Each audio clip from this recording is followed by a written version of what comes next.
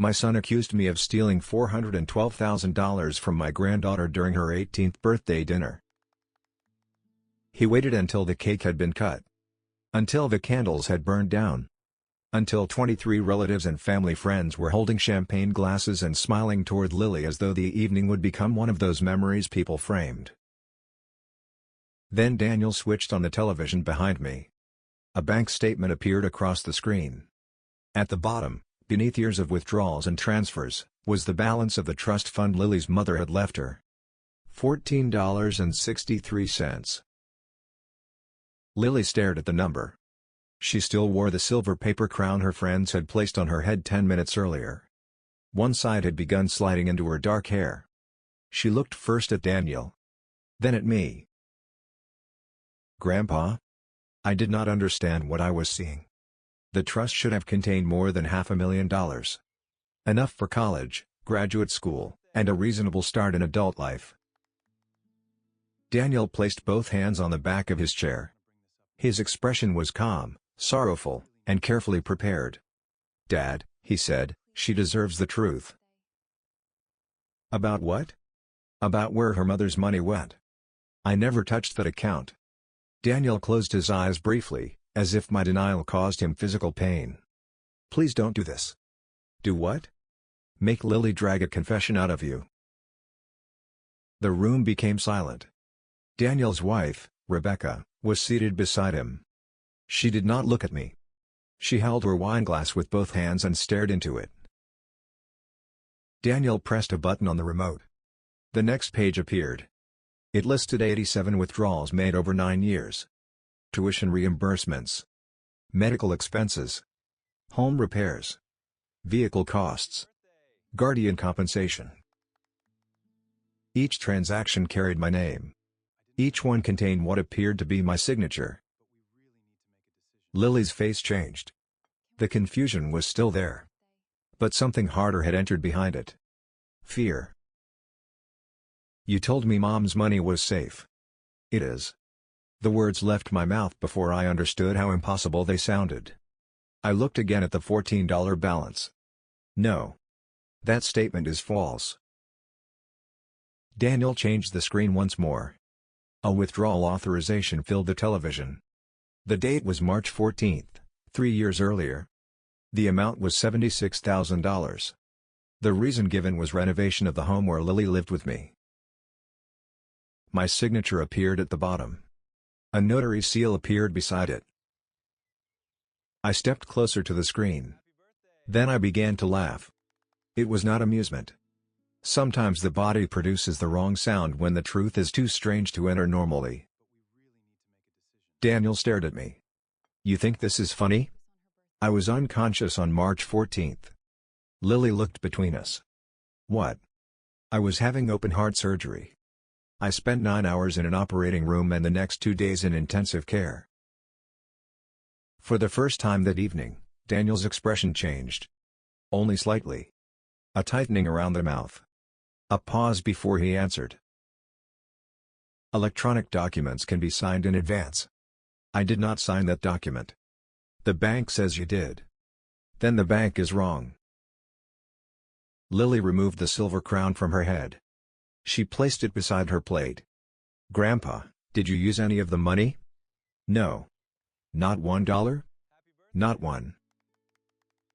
Daniel walked toward her. He lowered his voice. "Lily, I wanted to handle this privately. But the bank began asking questions. Your grandfather refused to give us records. And when I confronted him, he threatened to cut me out of the family." I turned toward him. "That never happened." Daniel did not look at me. He kept his attention on Lily. "I am so sorry. Your mother trusted him. We all did." Lily stood.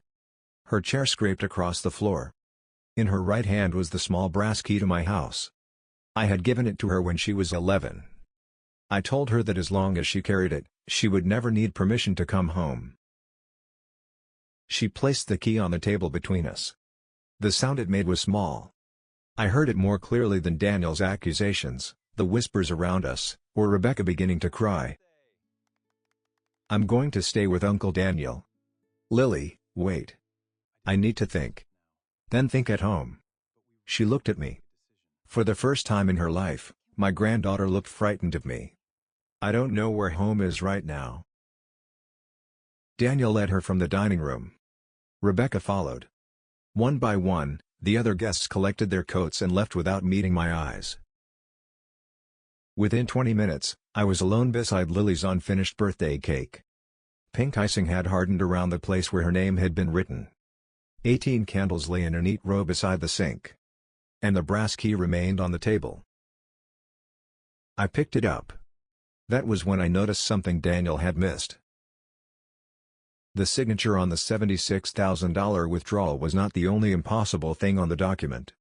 The woman whose notary seal appeared beside my name had been dead for 3 years before that form was supposedly signed.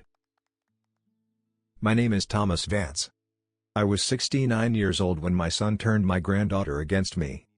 Until that birthday dinner, I believed Daniel was the most dependable person in our family. That belief did not survive the week. My daughter Claire was born when I was 26. Daniel came 4 years later. Their mother, Elaine, died from an aneurysm before either child finished high school. One morning she was complaining that I loaded the dishwasher incorrectly. By evening, I was a widower with 2 frightened children and no idea how to tell them that the person who organized our family had disappeared.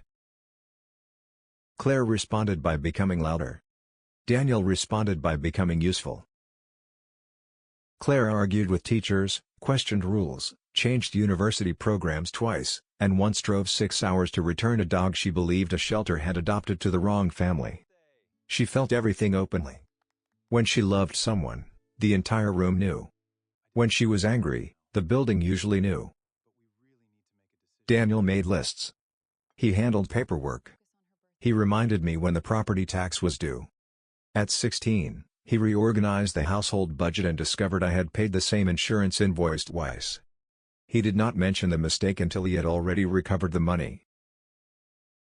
I praised him for being responsible. I told Claire she should learn from her brother. I said it so often that eventually she stopped responding. Claire became a pediatric nurse. Daniel became an attorney. There were years when I secretly believed their careers confirmed everything I thought about them as children. Claire cared for people. Daniel understood systems. I did not understand that systems can be used to conceal the damage people do. And care can look disorganized only because pain rarely arrives according to schedule. Claire had Lily at 30. The father, Jason Cole, disappeared before Lily's 2nd birthday. He did not die. He simply decided that parenthood was an obligation other people could perform better. Claire never spoke badly about him in front of Lily. In private, she spoke badly enough for both of them. When Claire worked overnight shifts, Lily stayed with me. She learned to walk across my living room carpet. She lost her first tooth at my kitchen table. At 6, she informed me that my pancakes were emotionally dry. I still do not know what that meant. Daniel was the exciting uncle. He arrived with expensive gifts, took Lily to professional baseball games, and allowed dessert before dinner. I was the man who checked homework, enforced bedtime, and explained why a 9-year-old could not own a motorcycle. Lily loved us differently. I never believed that difference could be used against me. When Lily was 8, Claire was killed when a delivery truck crossed into her lane on a wet highway. I will not describe the telephone call. Some moments do not improve through detail. It is enough to say that after I hung up, I remained standing beside the kitchen counter until the sunlight moved across the entire floor. Lily was at school. Daniel drove with me to collect her. He spoke to the principal. Completed the emergency forms. Called the hospital. Contacted Claire's employer. While I struggled to remember how doors worked, my son managed the world. That was the day I decided Daniel could be trusted with anything. Claire's life insurance policy, retirement account, and legal settlement created a fund for Lily worth $682,000. Claire's will named me as Lily's guardian. It named Daniel as financial trustee. At the time, the arrangement seemed perfect. I would raise Lily. Daniel would manage the money. Neither of us would have too much control. The trust allowed reasonable payments for Lily's health, education, and support. Larger withdrawals required documentation from both trustee and guardian. At 18, Lily would receive information about the account.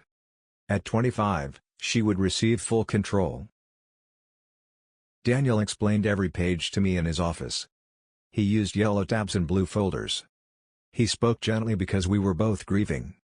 When he asked me to sign a limited authorization allowing him to submit routine reimbursements on my behalf, I signed. Only for ordinary expenses, he said. School fees. Medical bills. Anything we already discuss. I trust you. I know.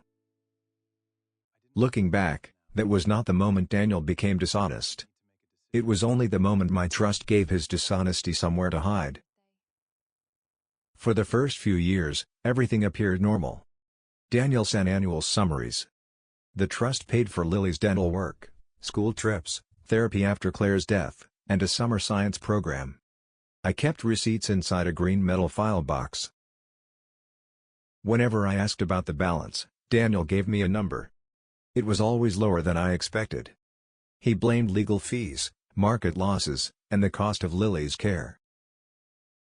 I should have asked for complete statements. Instead, I accepted the summaries because Daniel was busy, capable, and irritated whenever I asked basic questions. Dad, you handle Lily. I handle the account. That is why Claire divided the responsibilities. He made curiosity sound like interference. I allowed him. Daniel's law practice grew quickly. He specialized in real estate development and municipal contracts. Within 5 years, he was elected to the city council. 2 years later, he began preparing a campaign for state senate. He appeared in photographs beside schools, veterans, construction workers, and families who never seemed to have stains on their clothing. His slogan was, "Trust builds the future." I helped distribute campaign signs. Lily volunteered at events. Daniel introduced us from stages. My father taught me integrity. My niece reminds me who the future is for. People applauded. I believed him. The first warning arrived when Lily was 14. She had been accepted into an expensive summer music program. Daniel said the trust could not afford it. I offered to pay personally. He became angry. You cannot keep rescuing her from financial reality. She is 14. She needs to understand limits. Claire left money for opportunities exactly like this. The market performed badly. How badly? Dad, do not turn this into an audit. I paid for the program. Daniel did not speak to me for 3 weeks. The second warning arrived the following year. A tax form addressed to Lily came to my house. It reported interest from an account I did not recognize. I gave the form to Daniel. He said it belonged to a temporary investment vehicle. When I asked why the name Vance Youth Futures appeared on it, he told me the accountant had used the wrong entity code. Vance Youth Futures was the non-profit Daniel created for his political campaign. It sponsored school supply drives, debate competitions, and photographs of Daniel handing oversized checks to principals. You moved Lily's money into your charity? No. The bank grouped 2 accounts incorrectly. I will fix it. He took the form. I never saw it again. The third warning came from Rebecca. It happened after Thanksgiving dinner. Daniel had gone outside to take a campaign call. Rebecca was helping me place dishes in the kitchen. She dropped a plate. The plate did not break, but she began crying. Not dramatically. Quietly, with her back toward me. Are you all right? Yes. You are crying into the dishwasher. I'm tired. Is Daniel treating you badly? She turned too quickly. No. Then she said something I did not understand until years later. Sometimes he decides a problem has already been solved, and then everyone else has to live inside his solution. Before I could ask what she meant, Daniel returned. Rebecca wiped her face and discussed dessert. I noticed every warning. I simply never placed them beside one another. That is how betrayal survives inside families. Not because the truth is invisible. Because each piece arrives on a different day, and love teaches us to file them separately. The morning after Lily's birthday, 2 sheriff's deputies arrived at my house. They did not arrest me. They delivered a civil complaint and a temporary order preventing me from contacting the trust, selling property, or removing financial records. Daniel had filed the case before the birthday dinner. The public accusation had not been an emotional decision. It had been part of a schedule. His complaint alleged that I used forged reimbursement requests to steal from Lily. It claimed Daniel discovered the fraud only after preparing the account for her 18th birthday. It also requested that my house be placed under court supervision because trust money had supposedly paid for renovations. Daniel was not merely blaming me. He intended to take my home and describe it as repayment. By noon, the local news had the story. A photograph of me leaving church appeared beneath the headline. Local grandfather accused of draining orphan girls' inheritance. The word orphaned was inaccurate. Lily had me. At least, she had until the night before. My attorney was a woman named Mara Ellis. She was 52, wore bright red glasses, and had once represented me in a dispute involving a neighbor's fence and a walnut tree. She arrived at my house carrying 3 legal pads and the emotional warmth of a tax audit. Tell me everything. I just did. No. You told me the part where you were innocent. I need the part where you were careless. I disliked her immediately. That was usually how I knew Mara was useful. I showed her the green file box. It contained medical invoices, school receipts, therapy bills, and every expense I had ever discussed with Daniel. The total was $68,000. The trust statements accused me of requesting more than $400,000. Mara compared the documents. Did you receive annual statements directly from the bank? No. Why not? Daniel sent summaries. Did you request originals? Several times. And? He said he was handling it. Mara removed her glasses. You signed an authorization allowing him to submit requests in your name. For routine expenses. The document does not define routine. He drafted it. You signed it. I looked away. This is the part where I was careless. This is one part.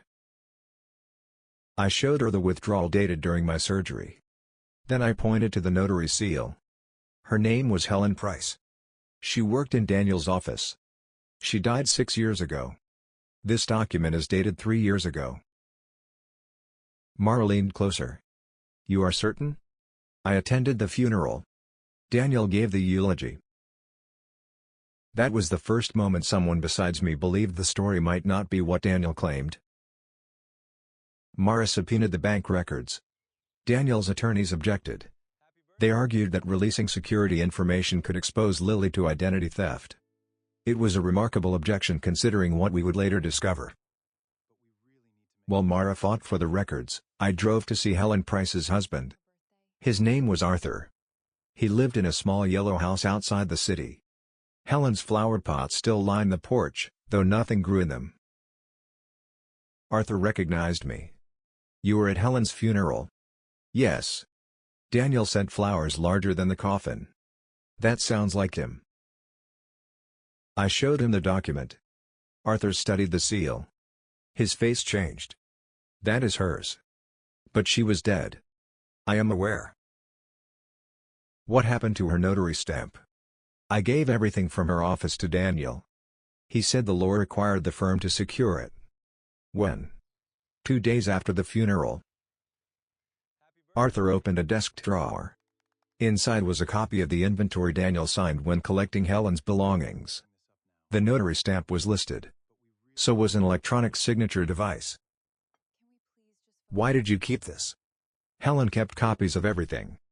After 42 years of marriage, you either adopt a person's habits or spend your life arguing with filing cabinets. Arthur agreed to provide the document to Mara. Before I left, he touched my arm. Did Daniel use her name after she died? I don't know yet. He looked again at the forged seal. Yes, you do. I drove home carrying the first piece of evidence. It should have made me feel stronger. Instead, I felt sick. It is one thing to suspect a stranger of fraud. It is another to recognize your child's habits inside it. Daniel had always kept old tools because he believed everything might become useful later. Apparently, that included the seal of a dead employee. 3 days later, Lily called me. She blocked her number. When I answered, neither of us spoke immediately. Grandpa? My throat tightened. Hello, Lily. Uncle Daniel doesn't know I'm calling. I won't tell him. He says you're trying to blame him. I'm trying to find out what happened. He showed me checks. I saw your signature. I did not sign them. You signed other things for him. Yes. So how am I supposed to know? I closed my eyes. That was the question Daniel had built the entire lie around. Not whether I was innocent. Whether Lily could know. I should have shown you the account years ago. You told me not to worry about money. I thought I was protecting you. From what? From feeling that your mother's death had become a bank balance. Lily became quiet. That sounds nice. It was not entirely nice. What does that mean? It means money made me uncomfortable. Your grief made me uncomfortable. So I handled what I could understand and avoided what I could not. You never told me how much Mom left. No. You never showed me statements. No. You made Uncle Daniel the only person who knew. Yes.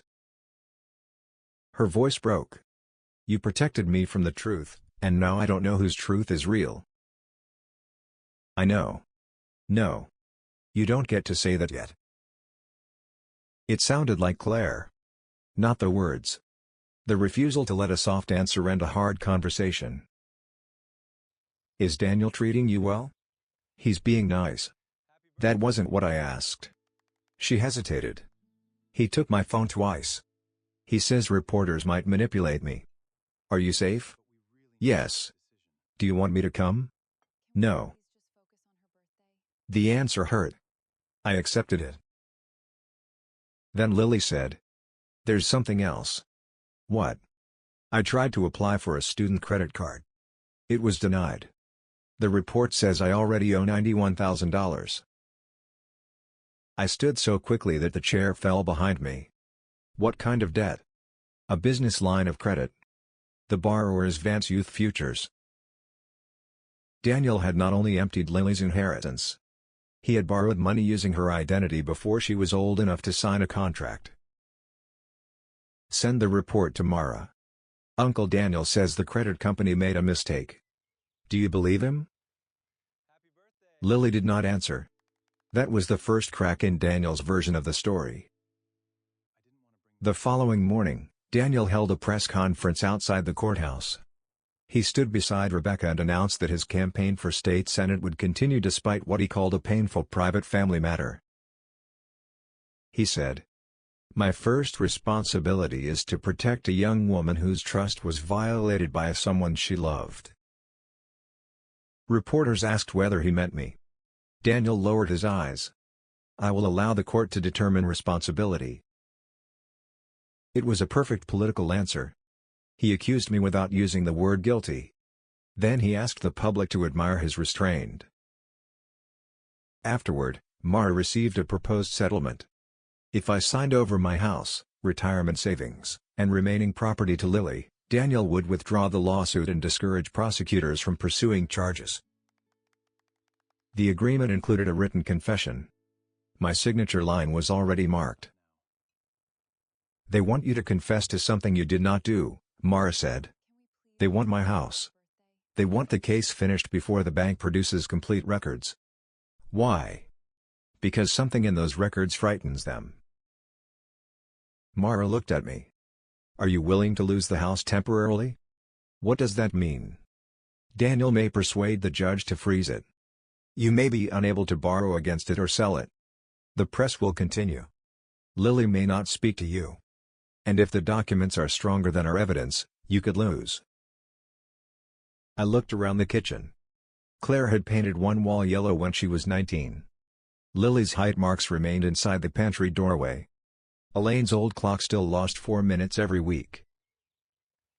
For decades, I believed a house became valuable because of what happened inside it. That day, I understood it could also become a weapon because of what people were willing to say had happened. I won't sign. Mara nodded. Good. Was that legal advice? No. That was personal satisfaction. The bank finally released partial records. They were worse than we expected. The trust had not contained $412,000 when Lily turned 18. It should have contained $529,000. Daniel had hidden more than $100,000 from the annual summaries before the withdrawals even began. Money moved first into a trust management account. Then into Vance Youth Futures. From there, it went to consulting firms, campaign vendors, and a construction company owned by Rebecca's brother. The construction company had billed the non-profit for youth centers that were never built. One invoice claimed it renovated a building on Hanover Street.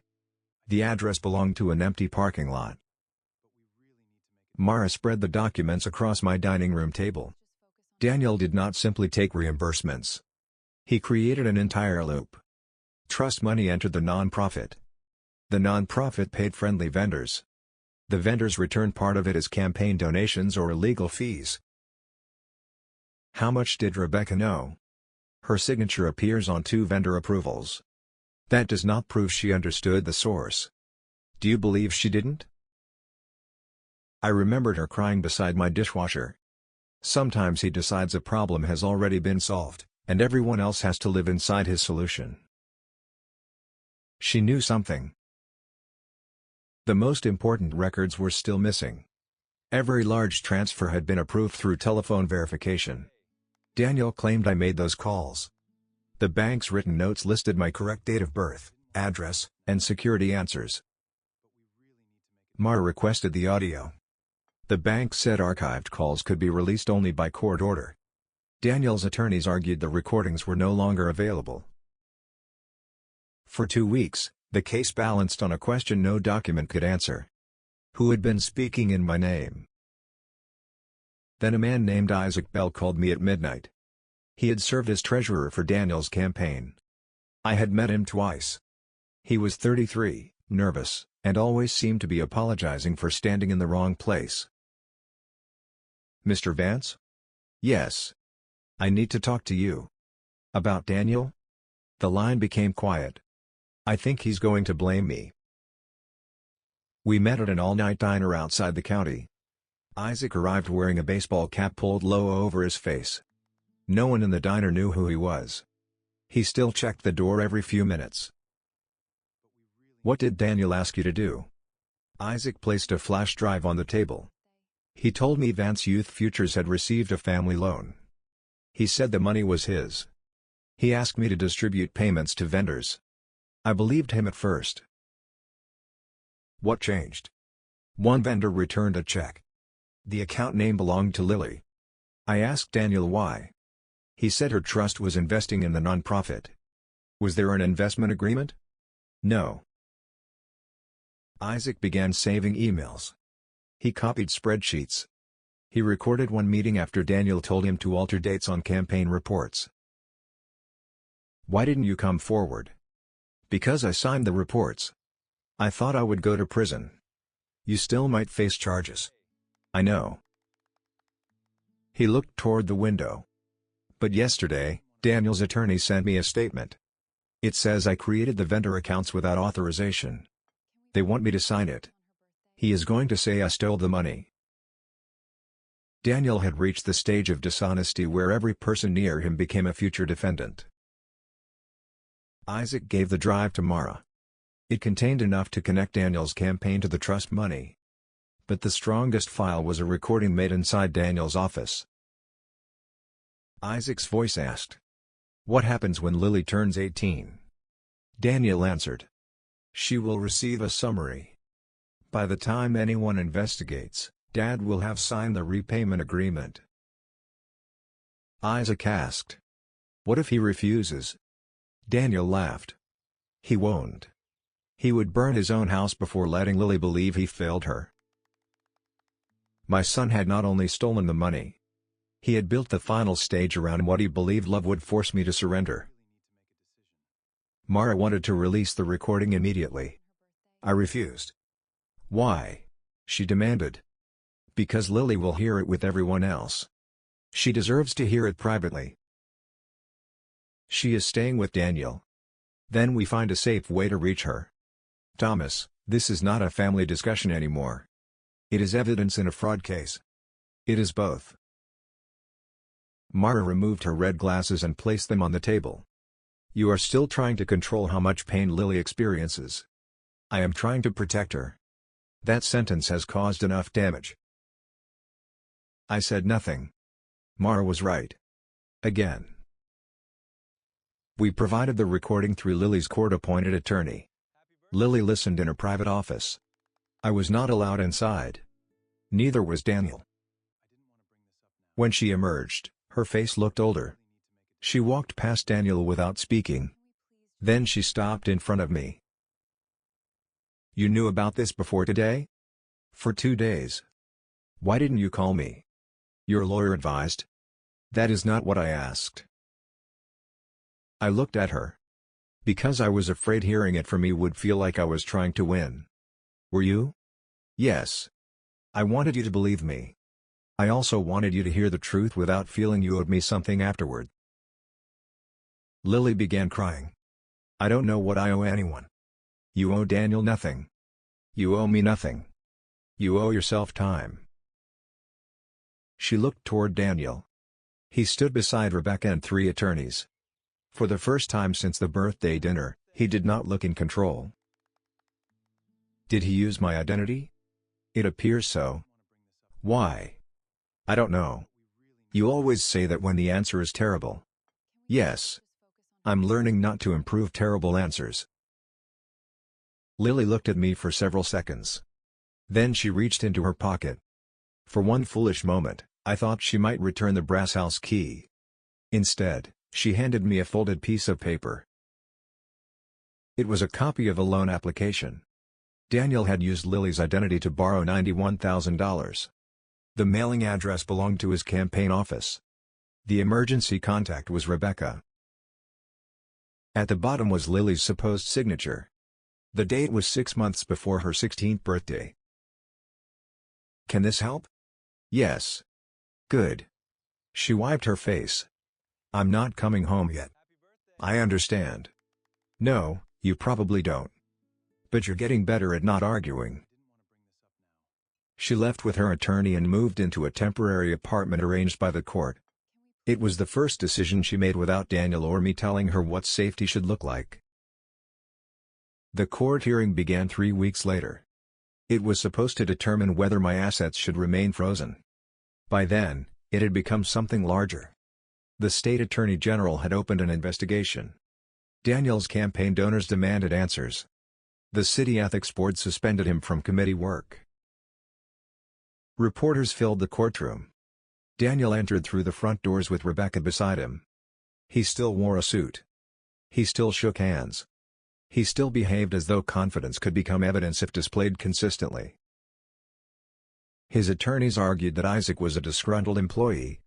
They said the recording had been taken out of context. They claimed the non-profit payments were legitimate investments and that I had approved them verbally. Then they presented a handwritten letter. It appeared to be from Claire. The letter said, Daniel, if the family ever needs temporary access to Lily's fund, I trust you to use your judgment. I stared at the handwriting. It looked like Claire's.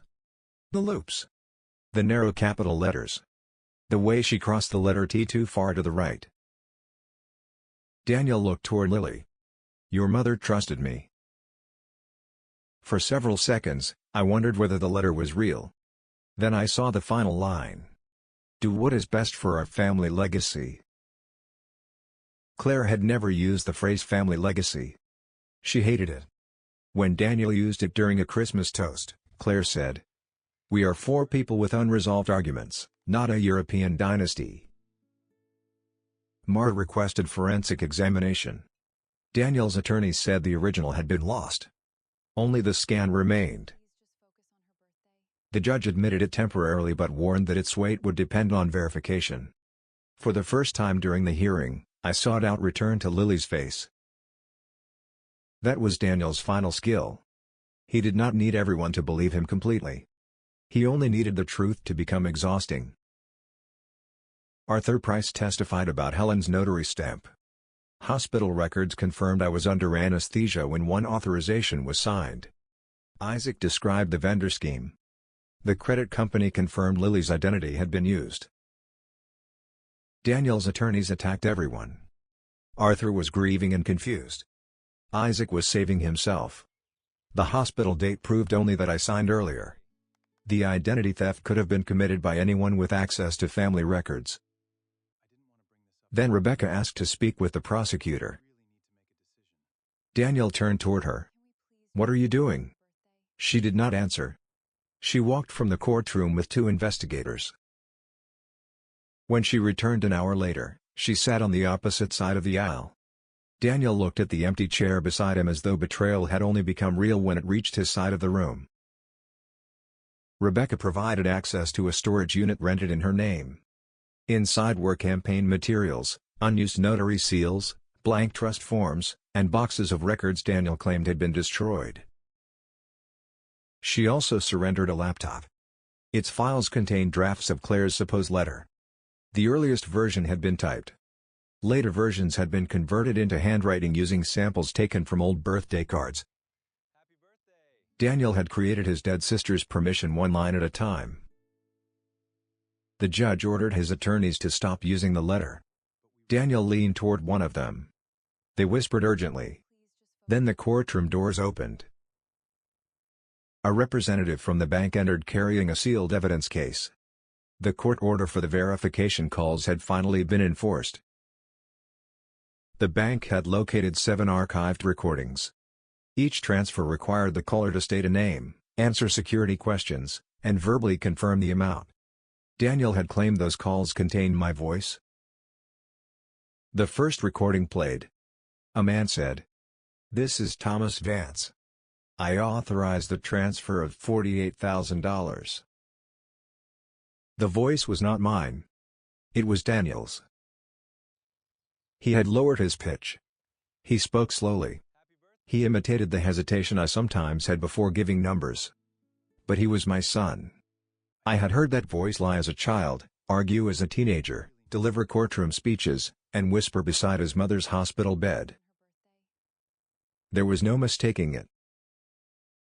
The second recording played. Then the third. Then the fourth.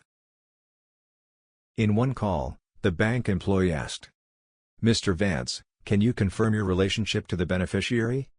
Daniel answered in my name. "She is my granddaughter. I am doing what is best for her." Lily began crying. Not loudly. Her shoulders folded inward as though she were trying to occupy less space inside her own life. Daniel stood. "This proves nothing about where the money went." His attorney grabbed his sleeve. He pulled away. "My father asked me to make those calls. He was worried the bank would question the transfers." The judge told him to sit. Daniel remained standing. He approved everything. He is letting me take the blame because he knows Lily will forgive him. Lily stood. Her attorney tried to stop her. She looked directly at Daniel. "I have one question." The judge allowed it. Lily held up the loan application. "If Grandpa planned this with you, why did you use my social security number to borrow $91,000 when I was 15? Daniel opened his mouth. Nothing came out. Lily continued. "And why did you tell the lender I was the director of a non-profit when I was a sophomore in high school? Was Grandpa pretending to be me too?" No lawyer could answer for him. No speech could make the question smaller. No family history could transform a 15-year-old girl into the signer of a business loan.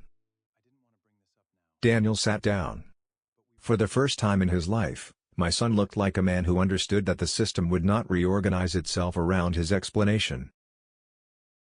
The judge froze every account connected to Daniel, Rebecca, the campaign, and Vance Youth Futures.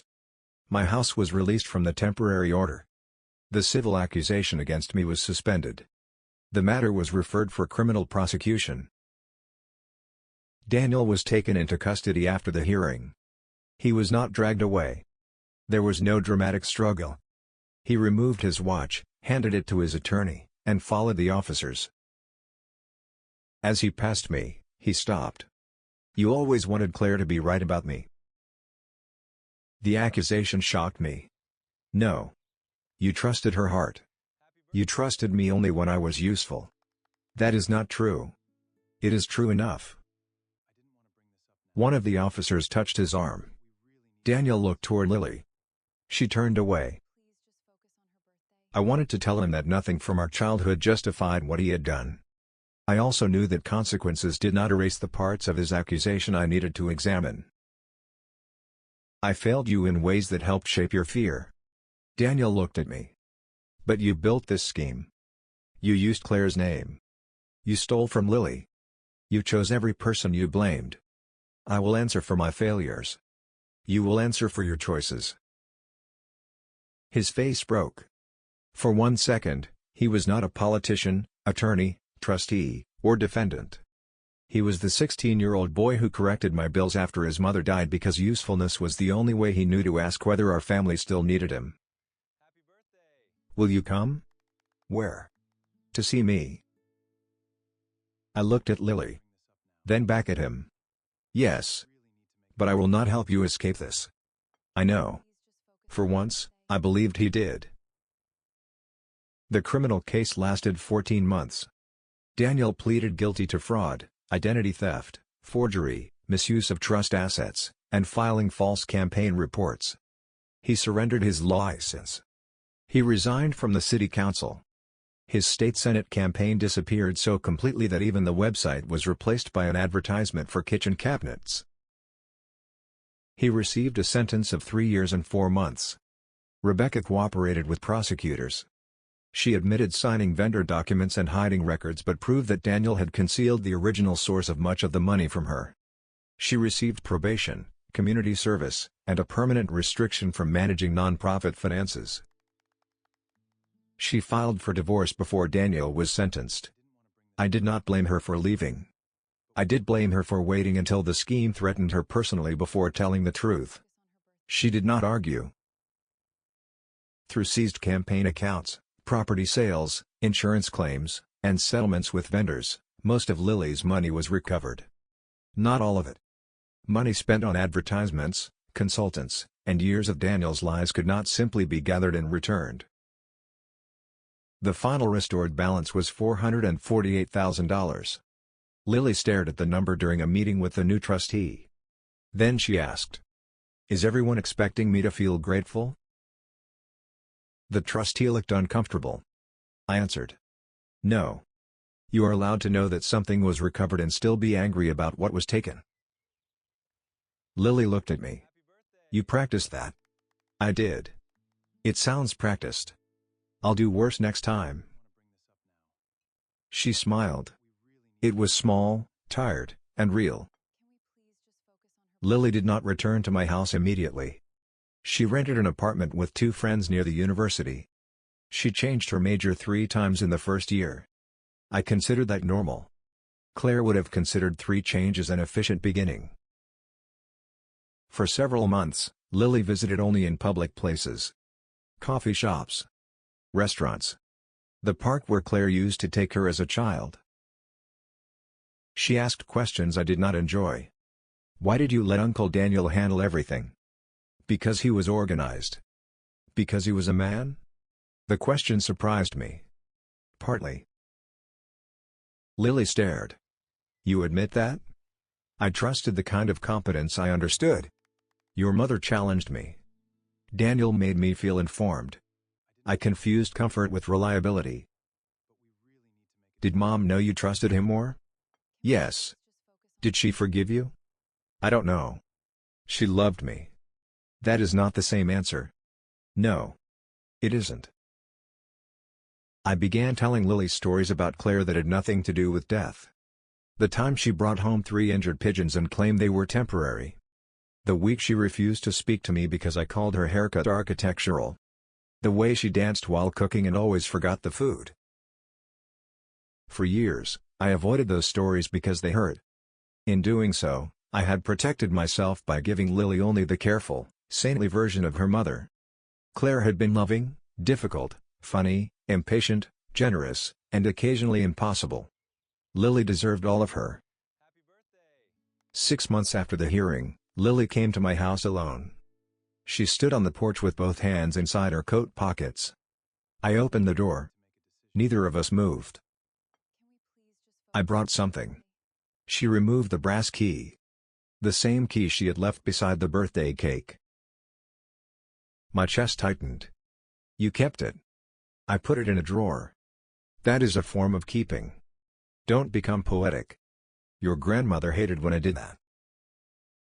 Lily placed the key in my hand. I don't want this one. I looked at her. Then she removed a second key. It was silver and newly cut. This is for my apartment. She placed it beside the brass one. You need to call before coming. You cannot reorganize anything. And if you criticize my kitchen, I'm changing the lock. I could not speak. Lily looked embarrassed. It's only a key. No. I closed my fingers around it. It is exactly a key. I'm learning not to make things larger. Good. Are you coming inside? She looked past me into the hallway. Is my height still marked in the pantry? Yes. Did you paint over the purple line? I tried.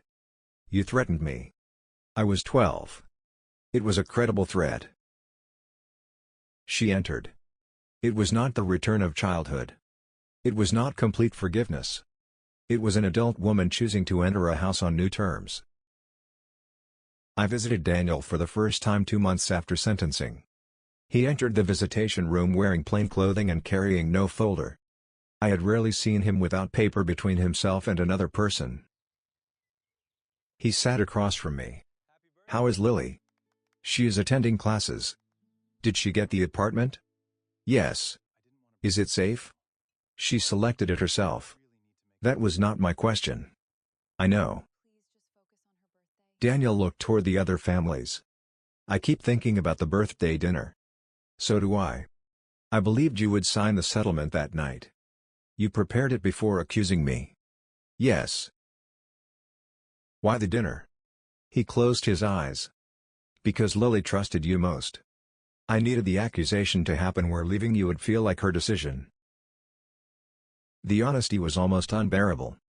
Daniel had not merely presented evidence. He had selected the cake, guests, and timing to turn Lily's first adult decision into rejecting me. You understood exactly what it would do to her. I told myself the truth would come out after you signed. What truth? That the money would be restored when the campaign succeeded. That she would receive your house. That no one would need to know. You planned to make me die as the thief. Daniel began crying. I tried not to think about it that way. That is how most terrible plans survive. People describe them without saying what they require. He wiped his face. Do you hate me? I hate what you did. That is not what I asked. I thought carefully. No. I do not hate you. Sometimes I wish I did. It would make the anger simpler. Do you forgive me? No. His face changed. You said you don't hate me. Those are different questions. Daniel looked down. What would forgiveness require? I don't know. From Lily? That is not yours to plan. From you? Stop trying to turn forgiveness into a process you can manage. He almost smiled. That sounds like Claire. It does. I visited every month. Not because Daniel deserved predictable comfort. Because I had spent much of his life teaching him that love arrived most reliably when he was useful and successful. I could not correct that by disappearing when he became neither. But I did not lie for him. I did not ask Lily to write. I did not describe his pain as equal to hers. I did not tell people prison had already punished him enough. Love did not require me to place my thumb on the scale. It required me to remain present while the scale worked. Daniel wrote Lily 47 letters. She returned the first 12. She stored the next 20 without opening them. She read the rest. His early letters explained the failing law practice, the campaign pressure, the belief that borrowing from family money was different from theft, the fear that I would see him as weak. Lily said those letters made her angrier. They all end with him asking me to understand.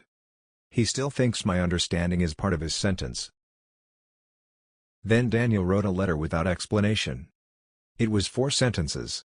I used your mother's death as access to money that belonged to you. I used your love for your grandfather to protect myself. I cannot return the trust you lost or the birthday I destroyed. You do not owe me a response. Lily kept that letter beside her mother's photograph.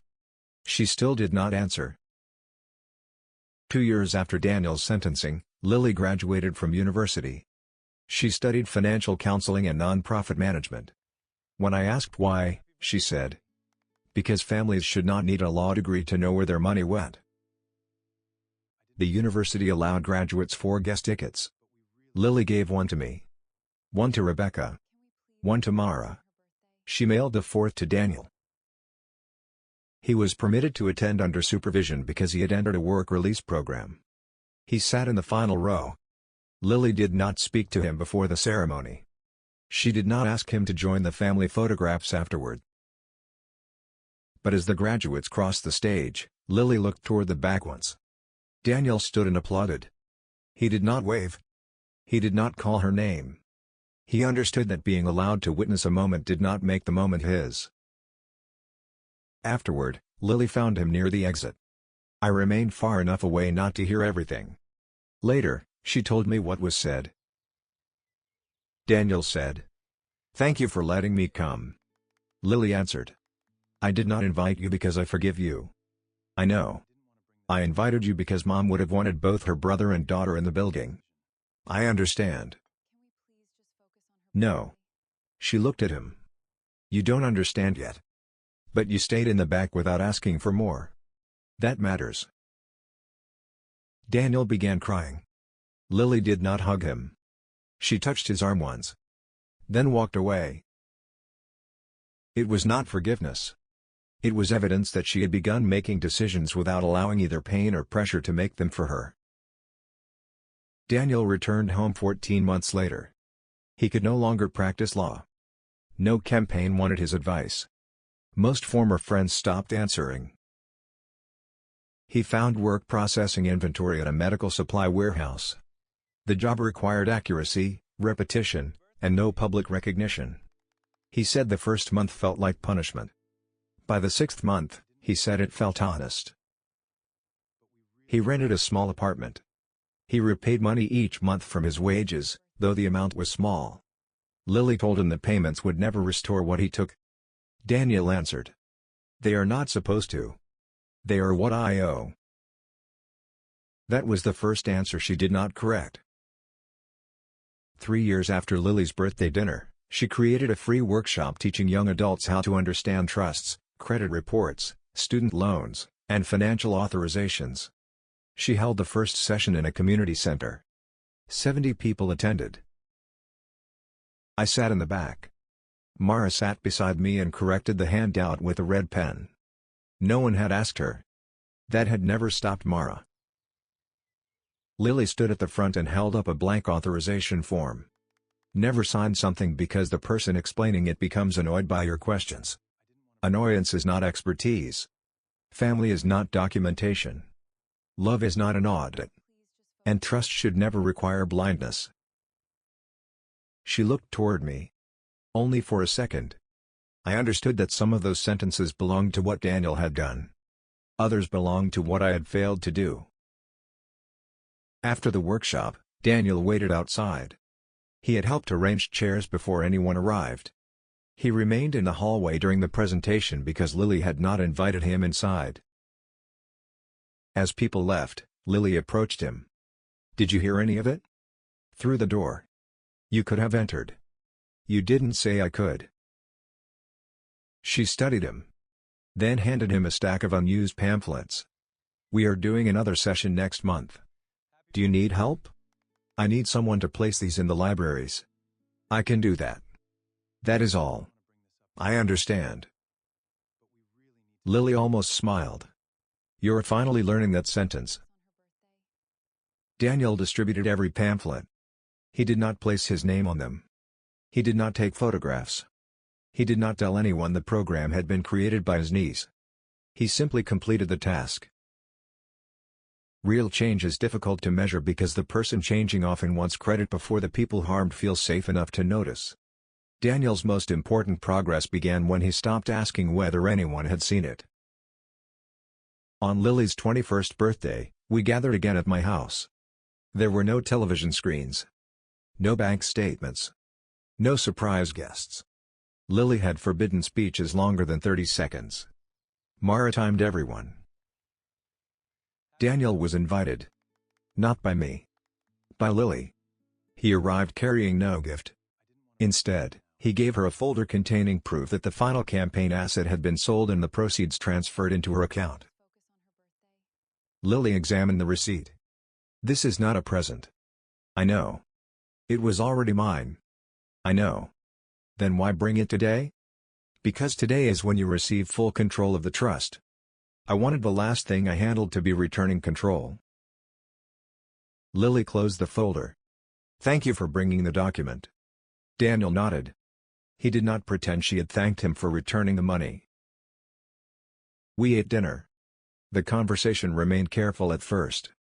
Then Rebecca told a story about Daniel falling into a decorative fountain during his first campaign event. Lily laughed so suddenly that she nearly dropped her glass. Daniel laughed too. For several seconds, the room felt ordinary. No one tried to preserve the moment. That was why it became important. After dinner, Lily brought out the old silver paper crown from her 18th birthday. One side was bent. The words "Birthday Queen" had faded. "Why did you keep that?" I asked. "I almost threw it away." "Why didn't you?" "Because Daniel doesn't get to own the entire memory." She placed the crown on her head. It sat crookedly. "Tonight, we are finishing that birthday." 3 years late? Mara asked. "I have relatives who require extended processing time." Lily lit one candle. "Not 21. 1. "What are you wishing for?" Rebecca asked. Lily looked around the table. "I'm not telling." "That invalidates the wish," Daniel said. "No." She met his eyes. "It keeps it mine." She blew out the candle. Later, Daniel helped me carry dishes into the kitchen. For several minutes, we worked in silence. Then he placed the final plate beside the sink. "Do you think she forgives me?" "No." He looked surprised. "You answered quickly. You are still asking the wrong question." "What is the right one? Does she feel safe making her own choices when you are in the room?" Daniel looked toward the dining room. Lily was laughing with Mara and Rebecca. "I don't know." "Then keep behaving in a way that allows the answer to become yes." "What about you? What about me? Do you feel safe with me?" The question surprised us both. I dried my hands. "No." Daniel lowered his eyes. "But I am willing to see whether that changes." He nodded. For once, he did not ask how long it would take. The brass key Lily left on her 18th birthday now hangs beside my kitchen door. Not because she needs it. She has a new copy. She enters often enough to complain about my groceries and rearrange the spices despite rules prohibiting reorganization in both our homes. The silver key to her apartment remains on my ring. I always call before visiting. I have never criticized the kitchen. Some forms of personal growth require discipline beyond what most people understand. The green metal file box remains in my dining room. It now contains more than receipts. It contains complete statements, court orders, creditor reports, repayment records, and copies of every authorization. Lily calls it the box that should have existed from the beginning. She is right. My son accused me of stealing his niece's inheritance because he believed love would make me confess. He believed my need to protect Lily would be stronger than my need to protect the truth. For years, I had taught him why that plan might work. I protected my children from difficult conversations. Protected Lily from financial information. Protected myself from asking questions that might offend Daniel. Each act looked gentle while I was doing it. Together, they created darkness large enough for fraud to grow. The bank recordings cleared my name. The forged seal exposed Daniel. The financial records returned much of the money. The court delivered consequences. But none of those things repaired our family. Documents can prove what happened. They cannot decide what people do after they know. Lily repaired herself by taking control of the information everyone had hidden from her. Daniel began changing when he stopped treating forgiveness like another verdict he could influence. I began changing when I understood that protecting someone from truth often means protecting myself from their reaction. We are not the family we were before Lily's 18th birthday. We should not be. That family contained too much silence and called it trust. The family we are becoming asks more questions. Keeps better records. Offers fewer promises. And understands that love is not proved by handing someone control. It is proved by respecting what remains theirs. Every year on Lily's birthday, she places one key beside her cake. Not the brass key to my house. Not the silver key to her apartment. A small decorative key she found at a market. When someone asks what it means, she says, "It means no one else gets to decide which doors I am allowed to open." Then she lights the candles. Daniel stands at the far side of the table. Closer than he once was. Not as close as he hopes to become. Exactly where Lily has chosen to place him. And before she blows out the flames, Lily looks at all of us and gives the same instruction. No speeches. No explanations. Just let me make my wish. So we remain quiet. Not the old silence that concealed what was happening. A different silence. The respectful kind. The kind that leaves room for another person's choice.